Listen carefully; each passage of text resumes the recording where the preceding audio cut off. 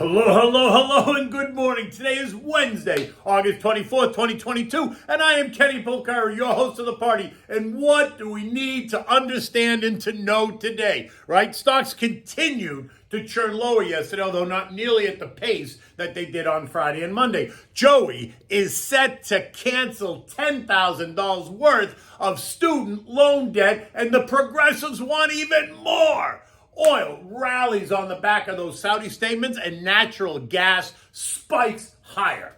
Countdown to Friday. It's JJ's appearance at Jackson Hole, and all eyes and ears are going to be waiting and listening to what he has to say. And what do we have for dinner tonight? Well, we're going to have the Beef Tenderloin, which is simple to make, but it's always a fan favorite. So yesterday, EcoData revealed a weakening economy. The U.S. Services PMI plunging to 44.1, putting it well into correction territory. U.S. manufacturing PMI also fell, but not nearly as much, leaving it at 51.3. Barely in expansionary territory mode, but it is trending lower as well, and that's not a good sign. And then we got new home sales, and remember what I said yesterday, the expectation was for sales to be down 2.5%. But the horse whisperer was expecting something weaker. And weaker is what we got. New home sales fell a whopping 12.5%. Now, we now have housing, which is new housing, existing housing, and pending housing, all trending lower. We have mortgage demand at the lows of 2001. We have first mortgage lenders filing for bankruptcy. We have credit card debt up 30% in 3 months. We have inflation running at 8.5% year over year. We just got not one, but two massive spending bills out of D.C. We got Joey to cancel $10,000 worth of student debt for anyone who makes up to $124,999 a year, following through on one of the campaign promises. But you can be sure that progressives are not happy. They want even more. And those borrowers who took huge advantage and borrowed 10 times that amount are not happy either, with only a $10,000 cancellation. And New York's Chucky Schumer urging Joey to cancel as much debt as possible, suggesting that $10,000 was nothing more than chump change. This is the midterms are right around the corner. Come on. We got natural gas hitting 14-year highs as demand for fossil fuel soars in Europe. And now we have the Saudis and OPEC saying that they need to defend the price of oil, suggesting production cuts to control the demand-supply equation. And that sent oil up $3.50 a barrel, or nearly 4%. And this morning, oil's up again, another 1.5%, leaving it at $95 a barrel. Oh, to be a fly on the wall in the White House now. Oh, and I forgot to mention this. We got JJ and the Fed raising rates into all this, and that continued to send most stocks lower, but at a slower pace than we saw on Friday and on Monday. By the end of the day, the Dow had fallen 154 points, 0.5%. The Dow down 9 points, or 0.2%. The Nasdaq ended flat. That was a win, I guess. The Russell gained 3, and the transports actually added 95 points, or 0.6% after getting clobbered over the last couple of days. So you ask, what happened? What happened to all the euphoria that we saw in June and July and early August? Well, I'd say someone's finally woken up. As Fed head voices got louder and louder, think more aggressive with every tick higher in the markets, and then suddenly they seem to care about what JJ might say at Jackson Hole on Friday, which is really funny because we've been talking about what JJ might say at Jackson Hole all month, as the algos kept taking stocks up, leaving many to say that the bear was dead, while others were saying nothing more than this was a bear market rally. A big one, for sure, up 15, 18%, but still a rally within an ongoing bear market. In any event, it is what it is, and investors need to position themselves for further chop ahead, right, in the months ahead. Look, I said it yesterday.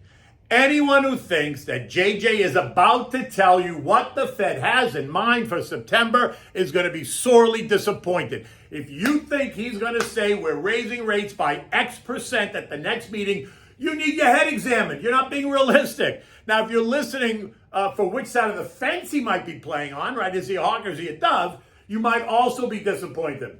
I think, at best, he's going to be sitting on the fence, as he has all along, hinting that they need to be attentive to inflation, which is hawkish, while also saying that they need to see a significant real drop in inflationary pressures before they would consider any slightly smaller paces of increases, which would be considered dovish. So get ready, because I think we're going to get more vagueness. What you need to do as an investor is manage your portfolio based on the data that you discern. So if the tone is more hawkish, you remain a bit patient and look to put additional money to work at lower prices over time. And if you think it sounds more dovish and you're already participating on the upside with the current long positions you have, so you're not missing out. Unless, of course, you're one of those retail investors that tries to time the market, always selling everything and buying everything, trying to time the top and the bottom, which I would say is not the way to position your long-term portfolio at all. Remember, staying the course and sticking to the plan. Use dollar cost averaging to build your portfolio, taking advantage of the waves in the investing cycle. Over the long term, that is the winning strategy. Recall, we discussed how August and then the early fall can be an unpredictable and nervous time for investors in the markets. Jackson Hole is only adding to that drama more this year, right? And I don't expect that this year's going to be any different, right? Mixed messages out of varying Fed members all summer long continued to create that uncertainty, leading investors to question what the hell is going on. And that has and will continue to cause the angst. And now you expect JJ's going to set the record straight? Really? I don't expect him to set anything straight. I don't think he can. The pressures that have led to inflation have been building for over a decade. Think zero interest rates, think QE, think nonstop money printing. And so if you think that this little inflation event is going to be over in 6 or 8 months, you need to revisit that thought. That is not happening, which doesn't mean I'm suggesting that you light your hair on fire. It just means exactly what I said. Do not expect this inflationary environment that we're in to be over by the spring of 2023. That is not happening. Treasury yields rose yesterday across the whole curve. The 2s yielding 3.3%, the 5s yielding 3.1%, and the 10s yielding 3.05%. As you can see, the curve remains inverted and all upside down. As I told you, oil is now trading at $95 a barrel. Gold's trading at $17.64. That's up from yesterday. And the dollar index is teasing the highs at 108.64. U.S. futures this morning were lower, but let's call it flat considering the last couple of days, right? It's nothing considering where we were. Dow futures down 30, the S&P's down 2, Nasdaq's were down 7, the Russell off by 2. Eco data today includes mortgage apps, which will be interesting to see. Durable goods, which are expected to be up 0.8%, and X-Transport's up 0.2. Capital goods ordered and capital goods shipped at up plus 0.3 and plus 0.5 respectively. Then at 10, we're going to look at pending home sales, which are expected to be down 2.6% month over month, or down 21% year over year. Right? It came in down 1% month over month, but down 22.5% year over year. And that will be closely watched considering what we have been seeing in the housing market and new home sales and existing home sales. Tomorrow brings us the first revision, the second quarter GDP, and that's expected to be negative 0.7%. That's up from the initial estimate of negative 0.9%. So that's a positive, but it's still negative. There are going to be a couple of other data points, but the one that everyone is waiting for is going to be Friday's PCE deflator report. This is the Fed's favorite inflation guide. It will be released 2 hours ahead of JJ's appearance at Jackson Hole. So the question is, what will it reveal? And the answer is not much. Look, the markets are worried about a recession that we're already in, while the Fed is supposedly laser focused on inflation. You see, they can't tackle both issues at the same time. They have to choose one over the other. They can't raise rates to battle inflation and then cut rates to slow a recession. They can't do it at the same time.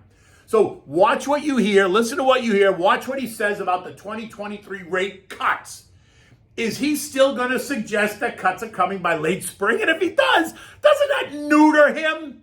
I mean, just because I don't see how they can even suggest a rate cut 8 months from now, unless he pulls out the whole transitory argument again, and I don't really think he wants to go there.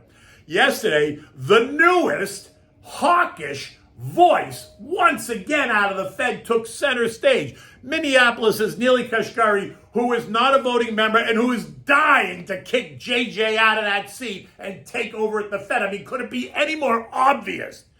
He's now telling us that investors do not understand how high inflation can go, and that his biggest fear is that the Fed misreads the extent and persistence of price pressures and will need to deliver even more aggressive hikes to control inflation. So I say, wow, how's that for floating the balloon? See how we put that out there? Because now they're trying to tell you to be more aggressive.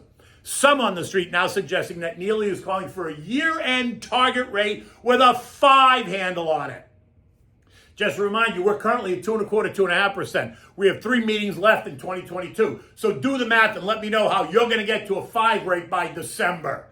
What will be interesting, though, is the subplot is the internal fight between Lael, Loretta, Esther, and Mary in terms of who's next to head the Fed.